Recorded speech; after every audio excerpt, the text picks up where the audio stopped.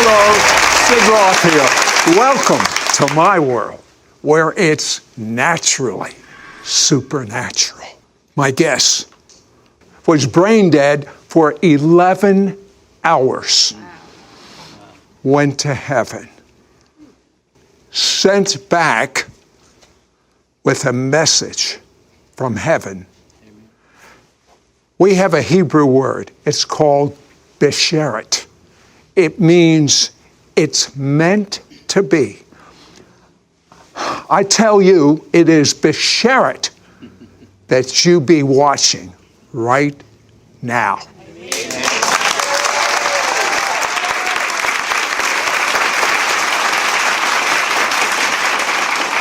My guest, I've just gotten to really know over the last day. He's a retired pilot. You put in a lot of hours flying. How many hours?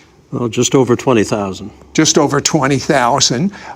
He was not a believer in the Messiah. His wife was a believer. Is it fair to say that your God was things, Things? Yes, Sid, and I'm ashamed to admit it. I mean, I lived what I thought was the quintessential American-Canadian dream of a successful career, successful businesses. And yet, I would wake up in the middle of the night and I'd have this yearning inside of me. And I foolishly interpreted that as meaning I needed a faster plane, a bigger car, a larger boat. Yeah, but one day, again, he's his own God, so to speak.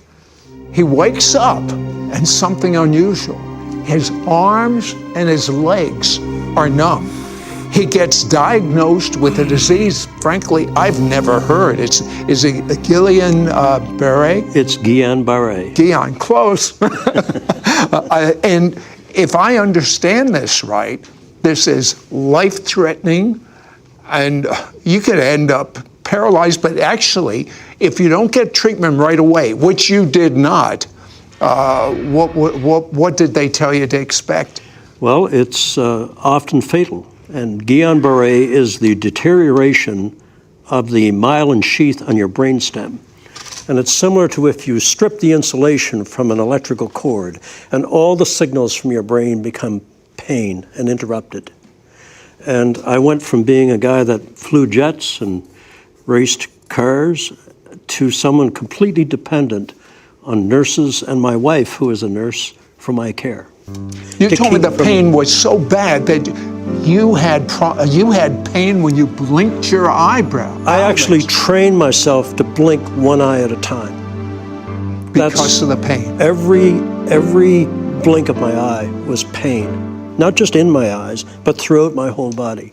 My whole nervous system had been interrupted by this incredible, debilitating disease. And all of a sudden, the pain gets so bad that you take a whole bottle of pain medicine. I mean, but didn't you realize that could be fatal? You know, Sid, it was a gradual thing, and yet to give me some semblance of normalcy, some ability to sleep 2 or 3 hours a night, I began to take more of the medication than I should have. And I was trying to get up the energy to get out of the truck and inspect the field that I was trying to sell. And I saw a vial of prescription medication. I should have known. All I was consumed with was stopping the pain. As I took the last of the medication that evening, and I'm facing the setting sun. For some reason, I didn't plan it that way. All of a sudden, my feet began to burn as though they were in fire. My hands and fingertips started to burn, and as that burning sensation made its way up my body and in my arms toward my chest, I knew that I had done something truly catastrophic. And it was then that I said the first 3 of the 6 words that I believe are responsible for me being here today, along with the prayers of my family. And in that last instant in my consciousness, I looked at the setting sun and I raised my hand, and I remember it was shaking violently. I cried out, God, forgive me. Forgive me. I cried out from a part of me that I didn't even know existed. Not out of fear. I'd faced death a couple of times as a pilot. Never flinched. But I had this overwhelming sense in those last nanoseconds of my life that I had wasted this beautiful life that the Creator had given me. And I had never honored Him for that life. And I was just trying to express my sorrow for not having led a better life. After that prayer, which is half of the prayer that got you back, what do you remember? And suddenly I became aware that the horrific pain that I had endured for all those years since the onslaught of the Guillain-Barré was gone. I felt more alive than I had ever felt before. And the pain was gone. I felt so great, I slid out of the truck. I walk about 15 feet away, and I'm feeling as though a heavy, wet overcoat has been taken off from me, and all the pain has gone with it. And then I look back at the truck, and there's someone in my truck, and I'm absolutely enraged. Who would dare get in my truck? And not only that, he's sleeping on the steering wheel. The moment when I realized that the guy in the truck was me was truly earth-shattering. The next thing that happened, you're flying, but there's no airplane. Finally, I'm saving on fuel. But I began to rise. I can look through the rear window of the truck and see my body slope over the wheel. I'm over the truck. I can look down in the bed of the truck, Sid, and see my toolbox. And being a former pilot, I'm a good judge of altitude. And I'm at suddenly 100 feet, 200 feet. I'm drifting slowly backwards, and I'm rising. I'm rising, and I am terrified. I can look out over the countryside. I'll tell you what, hold that thought.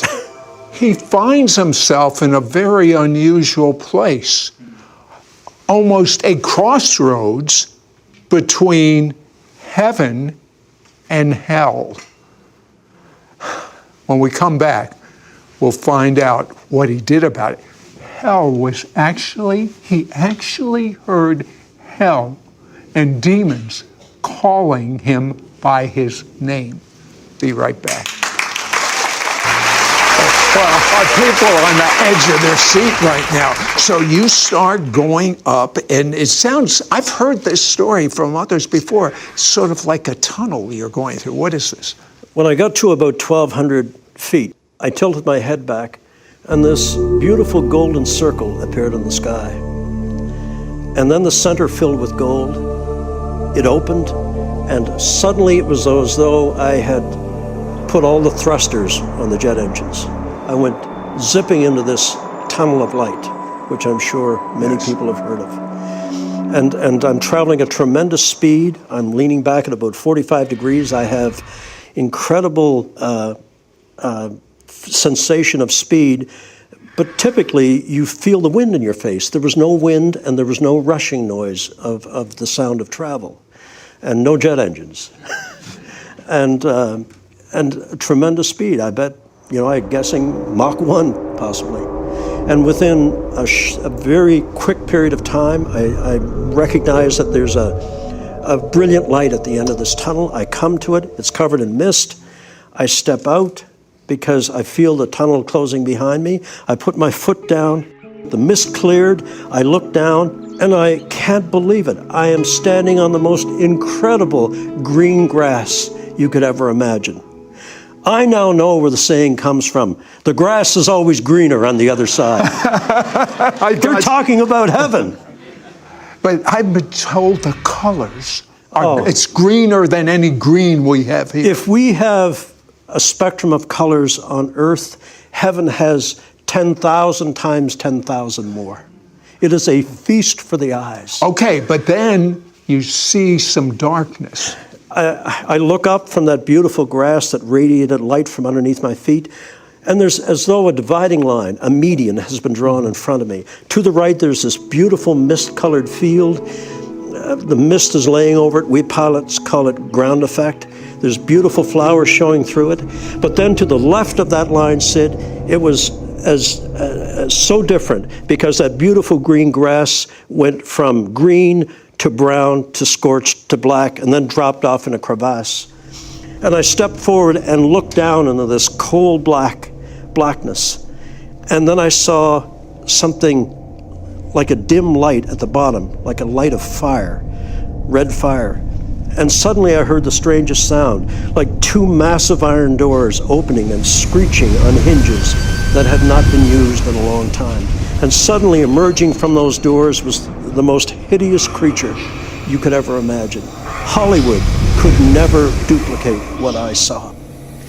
So I'm looking, I see this thing coming out, and suddenly I'm assailed by this horrific smell that comes out of that pit, an odor of death and decay and of things long dead, things that should never see the light of day. And it gazed up at me, and when its fiery eyes looked at me, it started to make its way up the wall of that pit. But its body, Sid, was formed of like a rolling mass of dark cloud with a face on it. And I heard the most horrific things. Something screaming within the body of this creature. And then what absolutely horrified me was I heard my name being called. This creature knew me. It knew me. And it was coming for me.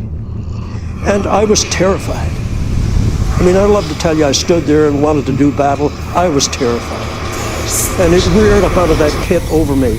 And the most hideous face imaginable, massive in its size, snarled at me. And there was this feeling of an anticipation of glee, that it couldn't wait to get its claws on me. And I was so horrified, I turned from the darkness toward the light. We are creatures of the light. And I automatically turned toward the light. And when I did, I sensed this creature, its breath on the back of my neck, the stench of its breath, and I felt a sharp claw move down my back. And it was at that point, remember I said, there are 6 words and the prayers of my family that make it possible for me to be here today. And the first 3 words I cried out in the truck, God forgive me. In my absolute terror, and I had no reason to expect any help from God, I turned myself toward that mist with that creature breathing up my back, and I lifted both hands and I cried out, God, help me, help me. And Sid, instantly, 3 stars appeared in that mist, like distant points of light, but coming rapidly toward me. And I focused on them to keep my mind off what was snarling behind me, because I could hear the saliva from its jaws dropping on the ground behind me. And I concentrated on those lights. They came so rapidly, Sid, incredible speed.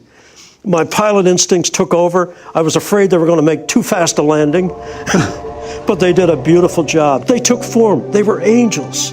As they approached me, this beautiful light flooded over me, went beyond me and struck that creature.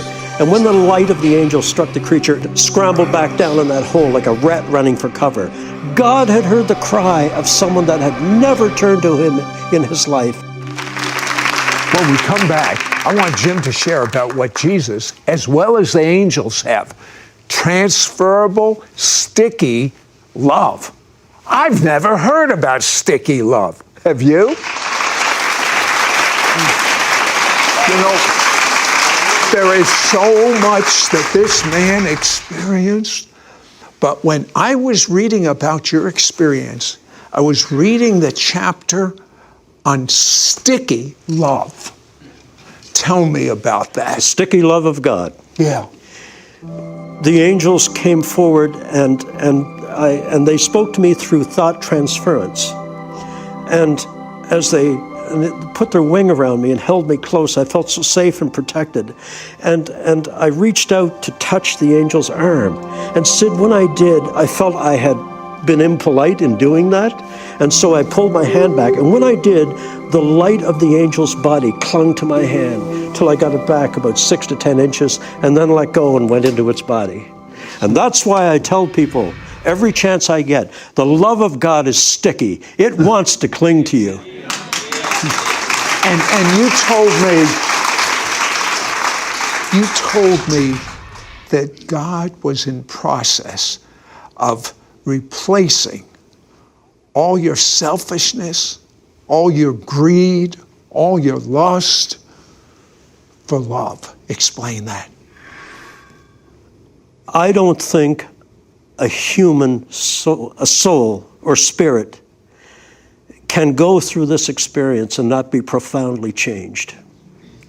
And I feel as though I have been truly born again.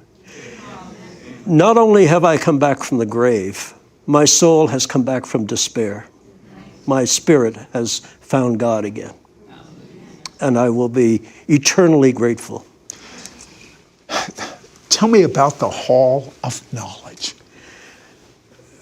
Heaven, you have to suspend all that you've been taught about physics and gravity and time and linear space and spatial references. They simply do not exist in heaven. But I was shown the holy city. I mean, these incredible buildings of light, not hewn from stone, Sid, but hewn from blocks of light that exuded this warmth and love. And I saw the halls of knowledge, the halls of music, the halls of learning, the halls of everything that you wanted to learn about the mysteries of God. And then they showed me the nursery. The nursery, Sid. I think it speaks to the compassion of our God, that little souls that are aborted, God gathers their spirit back, and they're raised in the nursery in heaven. Tell me about the size of your book of life. I'm ashamed to talk about it, but in the Hall of Records, they keep a record of everything that you've done in and with your life. And it's not to create an I gotcha moment. It's for when you are shown the book of your life. And when the angel pulled mine out of his robe and opened it for Jesus to read, I was absolutely shamed and mortified that all I had to show for a life lived that I thought was the ultimate in success was this small, thin book, no bigger than a diner, roadside diner menu. And I was ashamed that that's all. I should have, with all the resources and the time that I had, I should have had a book as thick as a Bible filled with all the goods, all the good deeds that I could have done. You know, as Charles Dickens said in his novel, mankind should have been my business. And instead, I was only involved in my self-ego. I am determined now that if I have the opportunity to go back again, to do everything good I can so that when Jesus reads the book of my life again, he's going to need 3 angels and a forklift to open it. Now, you've got to tell me, when you looked in the eyes of Jesus, what did you see? It was the apex of everything that happened to me. Because when his eyes locked on mine, and he smiled at me, Sid, Jesus smiled at me. But when I looked into those eyes of gray and green and blue, I was lost in eternity. Because in those eyes, I saw sadness for the way I had lived my life. I saw sadness for the way we, as mankind, have rejected his Father's message. But I saw incredible love for me. Someone that deserved nothing for me. And I also saw, mixed in with that love in the eyes of Jesus, forgiveness for me. Forgiveness for the life that I had lived. And a chance to do it again. I am eternally grateful. My life, our lives, Lorraine's life and mine, are now his.